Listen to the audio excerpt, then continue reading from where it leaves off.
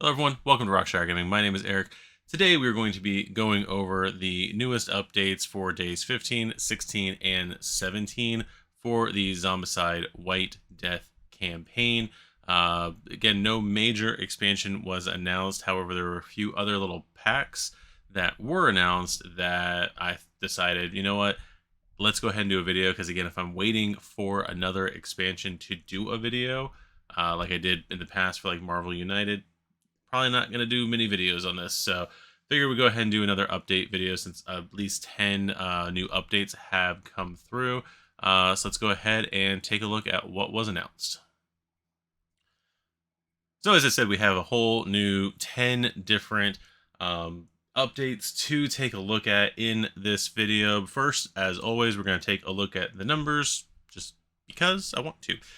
Comparing this to Black Plague, Green Horde, as well as look a little bit at Undead or Alive and see where these campaign or where this campaign falls compared to those campaigns. Now, one of the things I did not again do this time that I'm actually going to wait to kind of give, I think probably during the last day update maybe, is the total final numbers. All the numbers I've been giving have been on stretch goals only, but I'm going to start looking here soon. It's either gonna be the last day update, or if I have time to do it over the weekend, I might do it for what I'm hoping is gonna be a Monday update.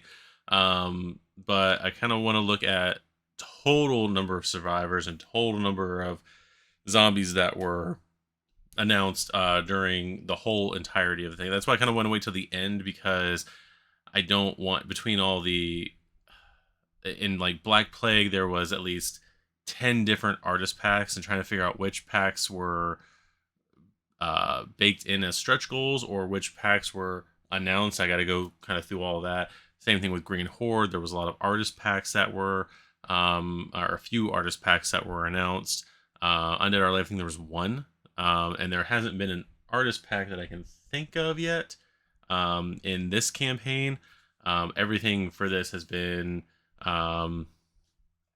we've had some character packs in this, plus a few expansions. So, but let's kind of look at the numbers here. So at the moment, we are at $2,159,254 raised. We are at 13,411 backers with 4 days to go. I think we're still within day 5 on this. I think it'll, I think if I remember Kickstarter correctly, or pay attention to how Kickstarter works, when we get to like day 2, it'll still say 2 days left.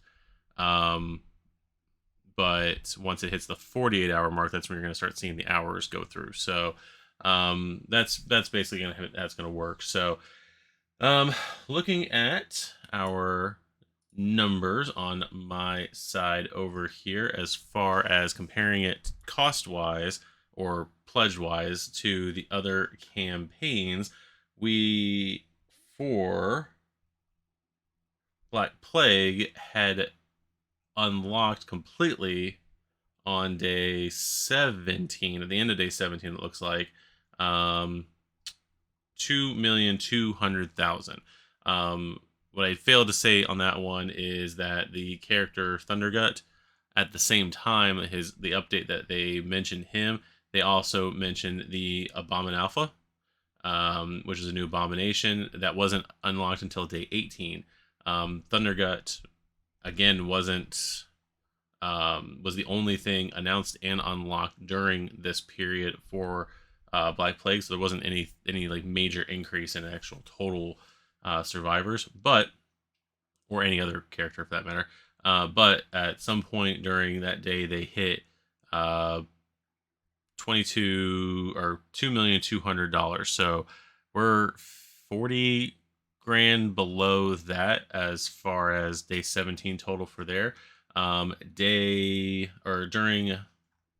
Green Horde, they definitively raised $2,850,000 there, with the next stretch goal being $2,950,000, $2,950,000 going into their day 18. So, or that was unlocked on their day 18. So we're only on day 17 right now as far as this campaign goes.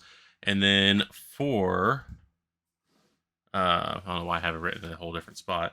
For Undead or Alive, they unlocked Father Winston was the unlock on their day 18, and his goal was 2,000,000 $60,000. So we did during this campaign, hand clap, have surpassed the dollar amount for uh, Zombicide, Undead or Alive. So there's that. That's what we got going on here as of day 17. So let's go ahead and look at total number of survivors and everything mentioned during Black Plague. During this time, there were 23 named survivors. And again, I'm giving the disclaimer with this that these are all survivors, not from necessarily from packs, unless they were stretch goals, and also characters with names. When I also get into the zombies, it's characters with names, not like the 4 more this, the 4 or 5 more that, 2 more this, all that stuff. Not counting all that stuff in this total as far as those numbers go. They are counting the stretch goals, but we're not counting in this number.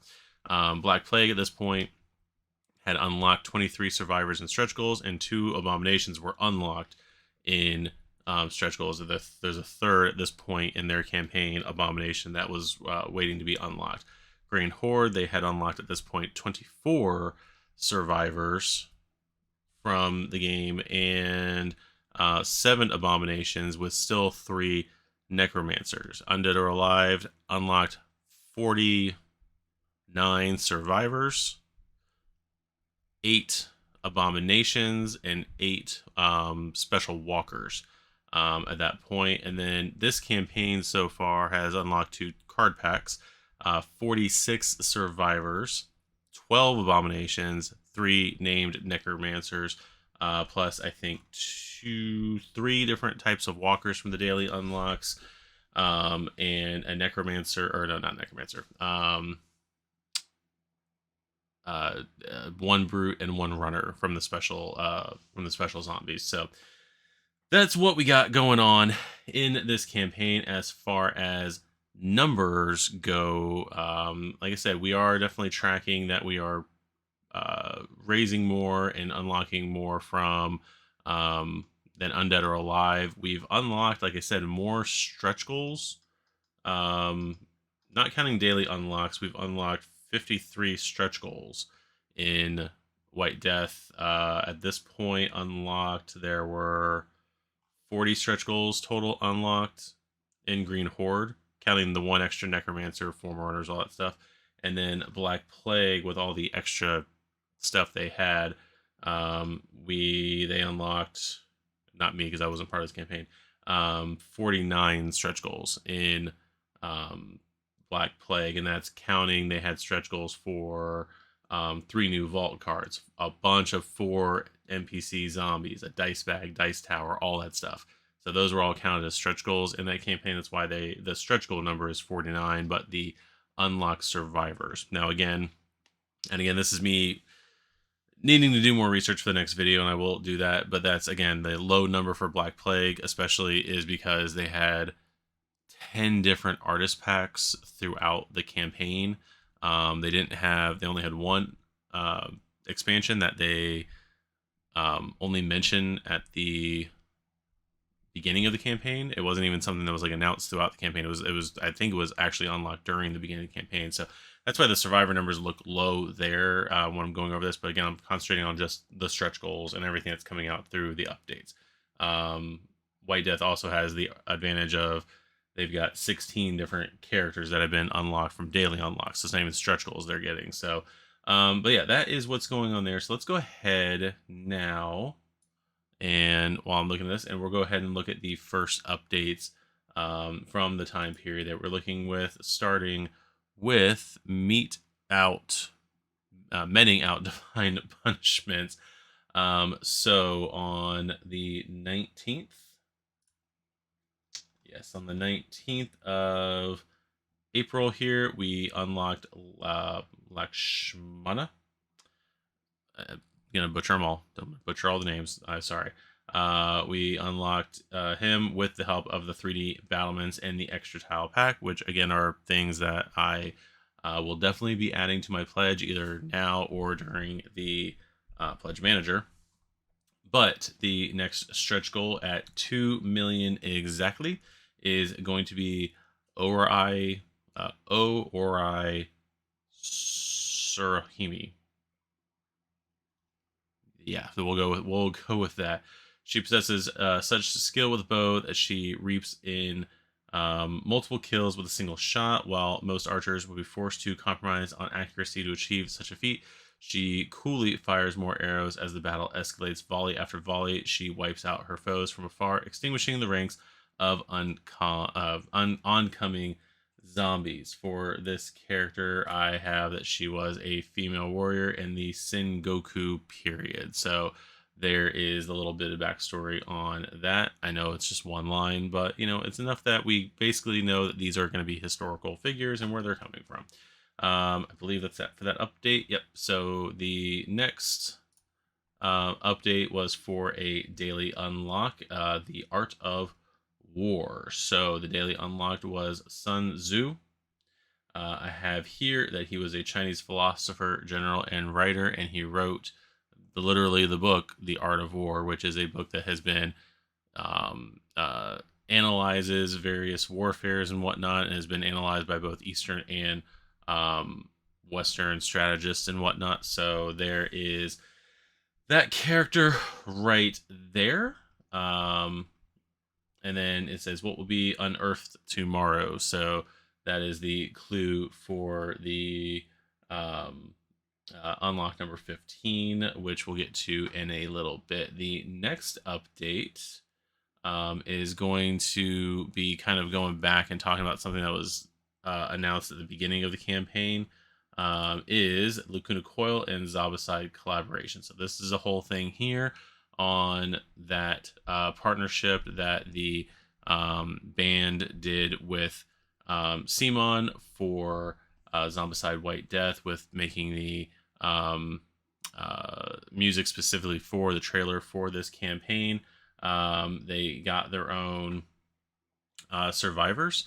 So we've got Christina here, and her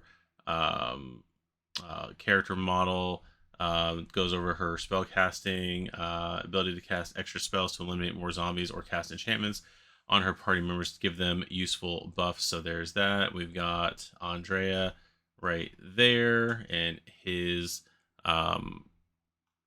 models there. We've got Mackie. I'm assuming there is his model, and Dee Dee and his model. I'm not going to go over necessarily their abilities as much. So then we got Richard. I'm assuming the drummer, because I know they were designed to hold their weapons as though they were holding their instruments. And I think for this character, he was the drummer of the band there. Uses range attacks to shoot down the zombies around him. At higher danger levels, he's able to deal even more damage while shooting with a bow. I was going to say, where's the bow? And it's on his back. So there is that. So hope you've enjoyed this showcase collaboration which we have. So there's a little more there. If you want to go into a little bit more of that, you can go through the update to get a little bit more on those characters. I believe these characters are just going to be free. So this is an extra 5 survivors that everybody will be getting when you pledge through the campaign. I don't think they didn't say it was going to be like a artist pack or anything like that. It's just here's these survivors. So you get these survivors. There you go. So that is going to be that update. So now let's go on to the next update, and it is Trickery is the name of the game. So we are now on the 20th. So we unlocked this character. I'm not going to try to say the name again. And so next we get our next abomination, Kumio. I have written down here that this is a character from Korean folk tales and whatnot. So the ancient fox wields powerful magic and enjoys using it to trick mortals for its own entertainment. In Undeath, it has changed little and wields magic to sow discord and chaos across the battlefield. The survivors' movements are in accordance with the whims and fancies of the Kumio now, so be prepared. So there's that. So we're getting another abomination, which We're on day 16. The last time we got another abomination was on the was an unlock on day 13. I'm sorry, a stretch goal on day 13. So yeah, there's that. I do like this model a lot. I like right here, if you can see with my mouse, the fact that you can actually like see through the ribs into like the inner workings of this creature. Um it looks very, very nice. I like this model. I know it's from Korean folklore and whatnot, but this is like a zombie nine or not nine tails, yeah, zombie nine tails right here for me. So I like this one a lot. But let's go ahead and take a look at the next update. It was another unlock. It is a tainted statue. So for this one, it is a Shakakoi Dugo. Um, so this is another abomination. So again, two abominations in a row between the stretch goal and the daily unlock. It says wields mysterious powers, allowing it to summon a horde of its own from the earth around it. It seems to draw its power from the horde around it, and it cannot be defeated unless all the zombies around it are taken out. So I don't know how this works with like target priority. I don't know if it's necessarily referring to his space or a space around it. But like I said, you're going to have to take out other things around this character in order to take this character out. So that's going to be pretty interesting. I have here that it is a small humanoid. I think it also can be animal figure from the Jomon period. So these statues originate from 14,000 to 400 BC. So there's that little tidbit right there. Someone in the comments below mentions that they think that this is on a 25 or a smaller base because it is supposed to be a smaller figure. I do wish they would have put up on this one a comparison just to kind of confirm that. But yeah, because these are usually supposed to be smaller clay statues that that these things are based off of. So it'd be cool if they would have given a comparison on that. So anyway, on to the next update. We are on update. Where are we at right here?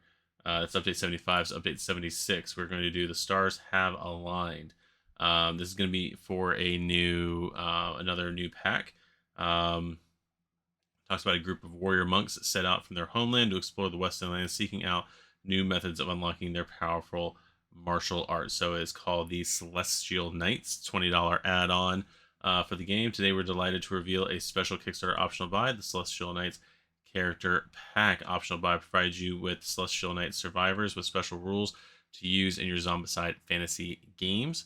Get ready to bring the sky down on zombies with each survivor's special celestial attack. Pack contains 5 survivors, 1 special guard, 6 survivor cards, 6 reference cards, and 1 rules leaflet. So the special rules on here, let's see. It says each of the Celestial Knights survivors has access to their very own unique and awe-inspiring celestial attack. These can be activated with a single action. The attacks are so powerful that they may even turn the tides of battle when it is most needed. However, once a celestial attack is used, its power is depleted and it must be recharged in order to be used again during a Celestial Knight's turn. They can choose to spend 3 actions to recharge their celestial attack by calling upon the stars. If wounded, they spend 1 action less for each wound they have. Celestial attacks may be used and recharged multiple times during the game. So there's that. So if wounded, they spend 1 action less for each wound they have. So if I'm interpreting that right, if I've got 2 wounds, I'm only going to use 1 action to do the to recharge the celestial attack. So that, if I'm reading that right, that's pretty cool. So there's an example of the card right there. You probably can't see it too well, but there is that. So that's there's the celestial attack, and then there's the actual character card. And then we're going to get to the special guard, which is Princess Stellar. There are more things in heaven and earth than are dreamt of in your philosophies. The scion of the land of the heavens, Princess Stellar, is more than a human. She is a celestial host. So She has the ability. That's why there are still 6 survivor cards. So she can actually be used as both a special guard in the game, and we're going to read that here in a second, or she can be used as a survivor in the game. When played as a special guard, the celestial host Princess Stellar only joins in the quest if a celestial knight is present in the game. Aside from the usual guard movement and attack skills, she can provide the celestial knights with the ability to recharge their attacks over a shorter period. If she is eliminated by the zombies, the game is immediately lost. Protect her at all costs. So I know they joked around in one of the earlier live streams about people kind of just sacrificing, for lack of better terminology, the guards. But this is a special guard that cannot um, you cannot get rid of. I know that I don't remember the name of it. We'll look in a minute, but I know there was another um, pack of guards where they increased the different or had different abilities and whatnot. But I think this is the first actual special guard for the most part in the game than what we've had. I'll look at it here in a second. Once we go through the updates, we'll go back through the actual Kickstarter page. But I don't think the range guards are not necessarily like special guards. They're just guards with a ranged attack or a ranged specialty, if I remember correctly. Anyway, so as a survivor, when played as a survivor, instead of imparting her powers to her fellow knights, she channels them into her own unique celestial attack that has extreme damage and range, even blasting through obstacles. So that is going to be Princess Stellar's cards. We have the survivors. We have Mirek. Thanks to Mirek's selfless nature, he will always be at the forefront of any battle. Who believes the strongest defense is the best offense, and will swiftly take down any abomination who would pose any threat to his allies. Should you find yourself knee-deep in trouble, rest assured that Mark will be there to snatch you from the jaws of death. So there is his sculpt. Oh, there is Princess Stellar's sculpt right there. So I was thinking for some reason I missed it. But anyway, there's that. And then there's Sadir. Do not let his appearance fool you. While he is great at melee combat, he's also extremely potent range celestial attack. If a foe is foolish enough to give Sadir to charge up and release his celestial attack from afar, be assured that the hordes of undead will be left frozen in their tracks. So there's his model there. So I'm not going to necessarily go through all the various characters. There's Alrakis. Again, another melee character, melee dominant character. Markan, same thing. Other than the princess, I don't see anybody else having necessarily anything in here about spellcasting ability specifically, but there's also his stuff there. And Eridan, which might be my favorite artwork of the 5 of them. Oh, there he is. He is a spellcaster. He will relentlessly pummel them with a rapid volley of spells. Should a foe somehow survive his initial assault, they will not survive the celestial fires he wields that will reduce anything and everything in its path to ashes. So there's the Celestial Knights. If you're interested in that, go ahead and add it on and stay frosty. So anyway, on to the next update. His plundering days are over. So we are now officially on day 17. So we're on 4/21, which was the day that was over when I started this video in my time 25-ish minutes ago. So say what we unlocked the Foxy Kumio, our most recent revealed optional buy. The Kickstarter exclusive Celestial Knights certainly helped us reach this goal. Yay for Celestial Knights. It's one of those words that you can't say without sounding drunk. I don't know why. Anyway, our next stretch goal: sail the 7 seas under his until he found his calling as a military officer. It's Gan Ning. Once we reach 2120k, so that's where I think that's the last official. This is gonna be the last official stretch goal that was unlocked. Gan Ning grew used to fighting on board the decks of ships, leaping around and swinging across the deck to catch his foes by surprise. His preferences for guerrilla warfare is reflecting in his fighting style as he charges in for a surprise attack before making a quick getaway. So I have listed on here that he was a Chinese general under Sun Quan, and I wrote OG pirate because I was trying to save space on the cell that I was writing in here. But it does show that he was originally a pirate, and then eventually he became a general. So there is that one right there. 3 more left. We're gonna go do the daily unlock for this set of days. So outfoxed. We're gonna have Alghairar Steel Sworn. I don't know. I don't have any historical or anything reference for this character, but their line of work has made her accustomed to chasing down thugs through narrow corridors, and thus made her value speed and maneuverability above all else. One moment she takes the initiative by leaping into combat, and the next she is weaving through an endless horde of zombies to make a quick escape. Her speed can also be used to charge into the foes to deliver an extremely powerful blow. So there is her card. It looks like she's going to be using the ranged melee weapons, hopefully. As night falls, a full moon is in effect. No idea what that's going to be. I can't tell. No idea. I know who it's not, and we'll kind of get to that in a minute. But I always keep saying everything in a minute. We're going to do all that at the end. It's a tease. Stay till the end. So anyway, that is going to be this Fox character's model there. So we're going to switch over now to Unleash the Divine Beast. This was the pack that it made me basically decide to go ahead and do the video tonight. But anyway, we got Unleash the Divine Beasts.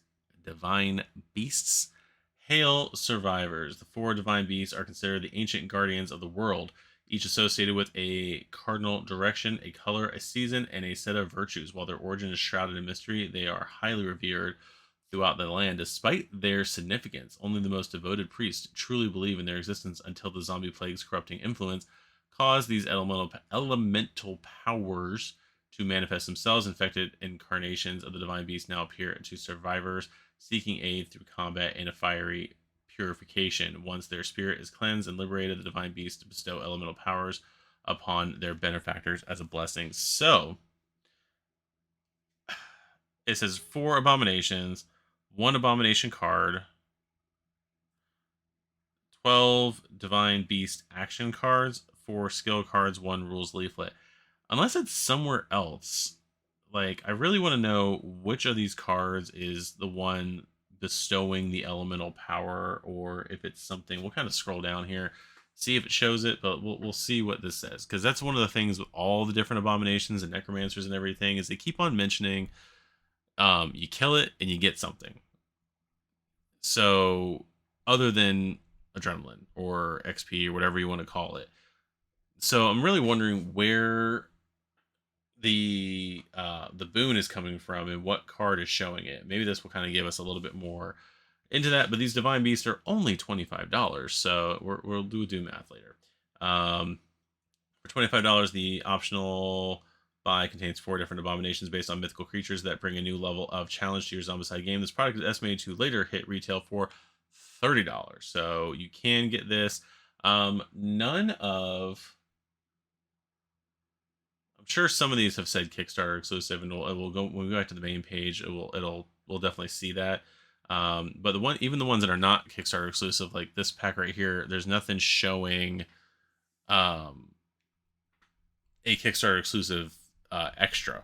Like even the Turtles pack, there's not. Oh no, the Turtle pack did have a Kickstarter exclusive character, but I don't think any of the other packs have. Like if you get this at retail, you're basically getting everything with that. So anyway, 4 abominations, we already read all that stuff. So special rules. Aside from their passive abilities, each divine beast has 3 special action cards. When a divine beast would activate during the zombie phase, it draws from a deck of action cards instead.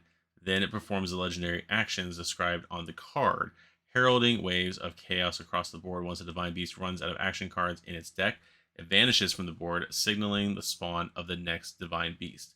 Defeating a divine beast grants the survivor with the blessing of a skill card.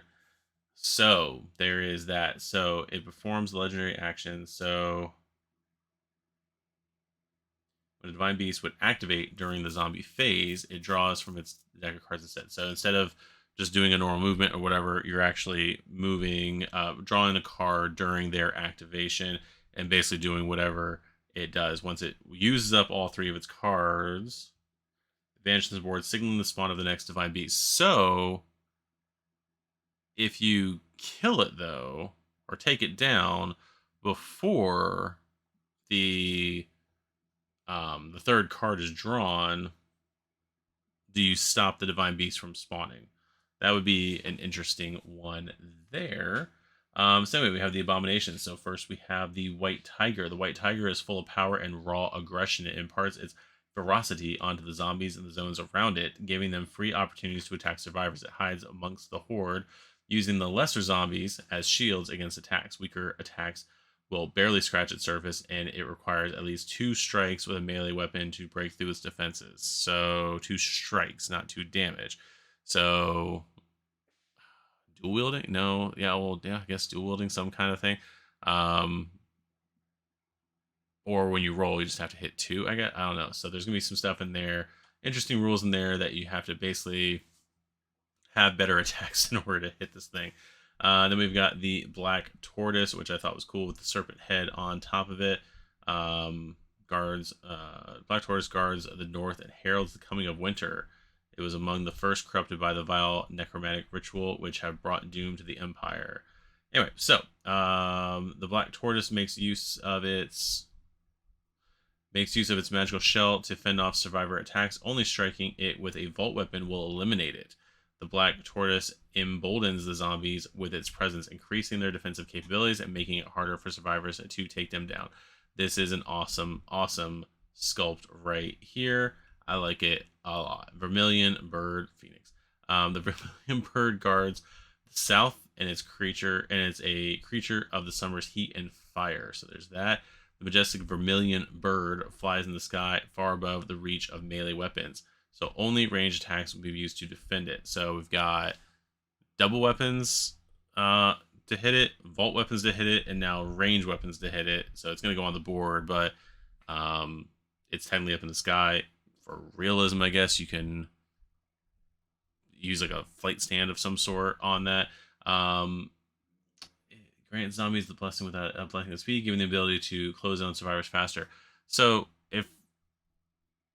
I'm wondering if these just spawn and stay right where they are, and you got to get to them kind of like the the whatever the necromancer is in this game, the defiler necromancer.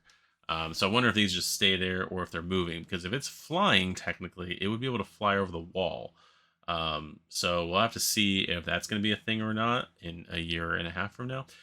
Then the next one, and there's the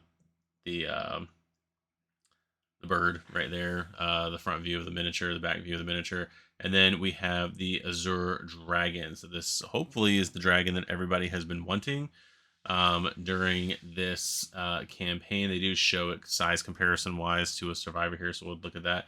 The large, powerful Azure Dragon ferociously attacks any survivor it can see and within range. It moves with incredible speed and agility, so they do move, causing devastation indiscriminately to zombies and survivors in its wake. Any survivor brave enough and skilled enough to tame the beast will be granted a blessing of luck. Capital word luck right there. So yeah, so that's gonna be that one right there. There's what it looks like in the front, there's what it looks like in the back, and there's what it looks like next to Dragomir, I think is his name. There's the Divine Beast. If the survivors are brave enough to take on the challenge of freeing the Divine Beast from their corrupted forms, you can also add this optional buy to your pledge by following the instructions down below. Now, there was something down here in the comments where they actually changed something in the rules for it, because I guess they didn't want to change the actual top of it. We'll glance down. And so I didn't see it in the comments. There's a comment somewhere, I don't know if it's in the main comments or not, where they actually say something about changing the way something works with this pack, in the rules and everything. So if I stumble upon it, we'll take a look at it. But let's go ahead and get to the last update here. update number 80. All hail survivors. Look who's washed ashore. Gong Ning has been unlocked. So there is that. The next survivor is Komatsume.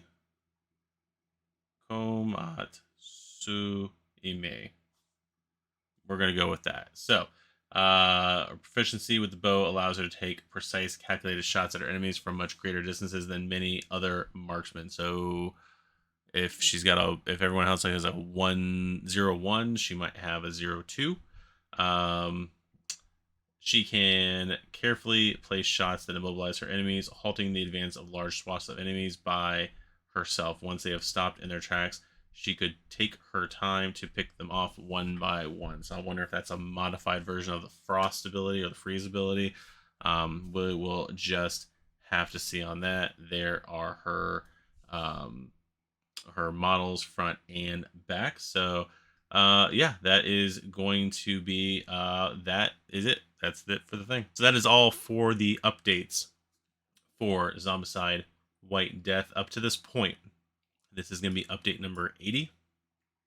What was the dollar amount down here? 2170.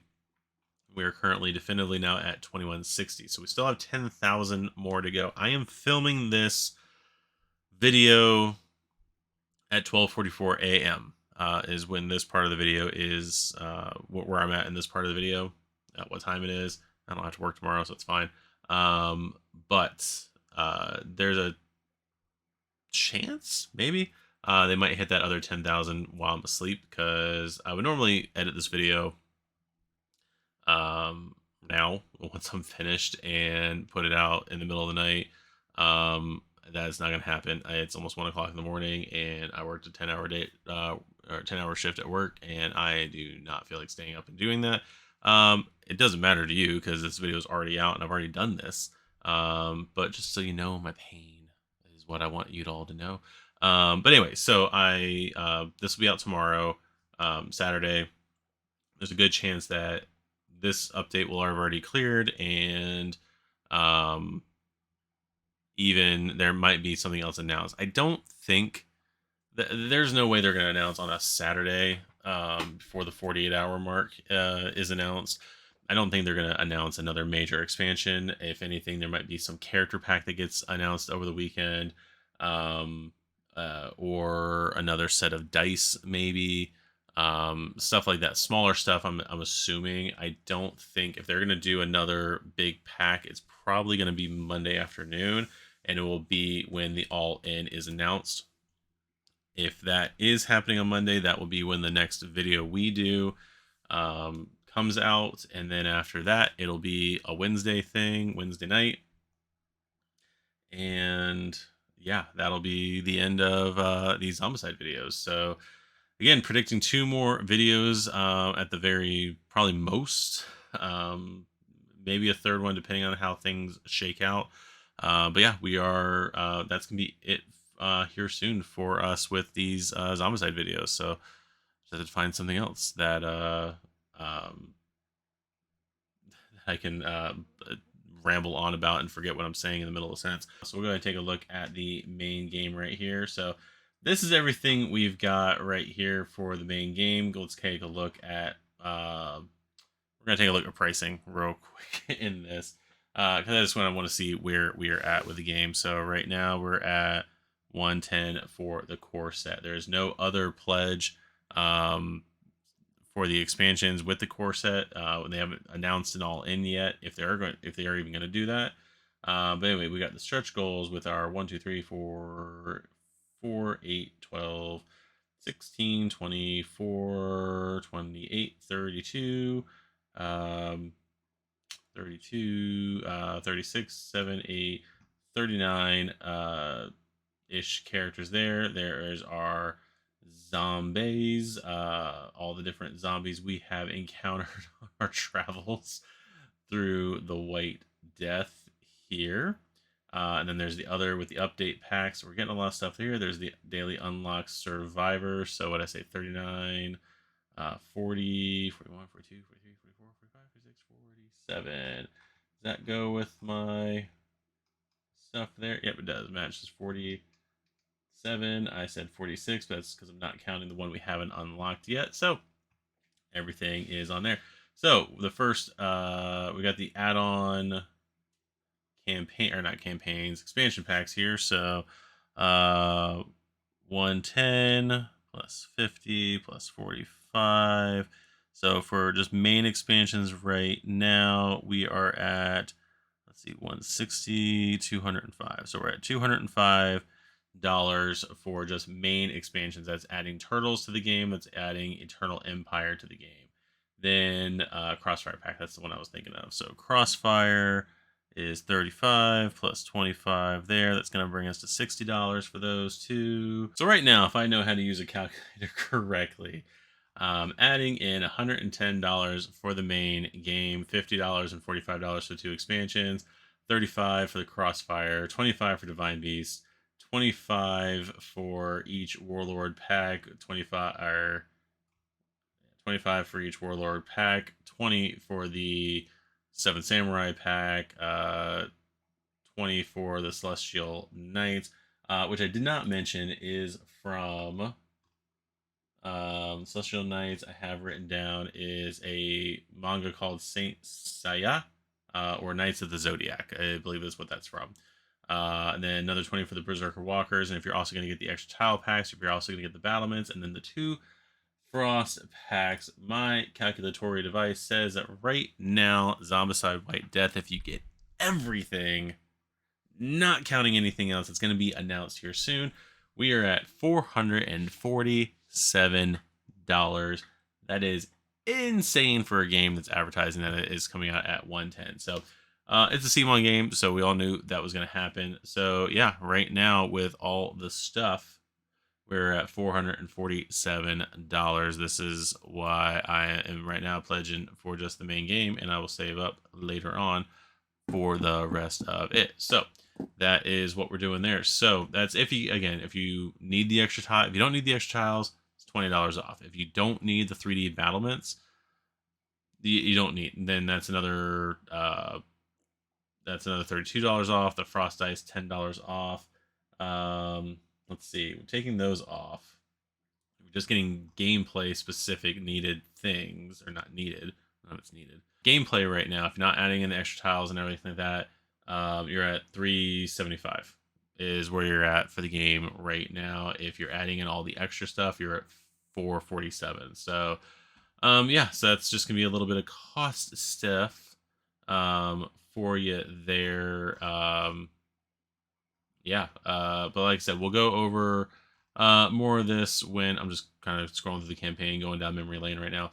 That is going to be it for this video. In the next videos, like I said, I will try to make sure to get a little bit more information on total number of survivors and abominations and anything else that is in the game right now. Like I said, I'm just concentrating on the stretch goals, but I will see if I can throw in, at least for this game. I don't know if I'll do it for the other ones, but at least for this one, kind of go over between, we're already adding in the daily unlocks, but between all the packs, how many more survivors and other things we are getting. I don't think, well, yeah, because those are the Berserker Walkers. That's another 6. That's another however many. This one gives 2 extra villains. This one gives an extra villain. This is a whole thing of villains. This is just, again, heroes. Yeah, so it's, anyway, I'm rambling now. But yeah, we'll kind of look at all those numbers when we look at the next, when we do the next video, which again, I'm assuming is going to be Monday night. So be on the lookout for that. To be on the lookout for that, go ahead and hit the notification bell. That's over there somewhere. Over there somewhere. Also hit that subscribe button that is over yonder there, and make sure that you like the video and all that stuff. It really helps out the channel right now. Where are we at right now? As of this recording, we are at 156 subscribers. I'd like to thank all of you guys for doing that. So anybody else that would like to do that as well, that would be very appreciative. And with that said, I have been Eric. This has been Rockshire Gaming. This has been Zombicide White Death. These are all the things that are in the game right now. And I will thank you guys a lot for tuning into this. We'll see you guys in the next video. Bye.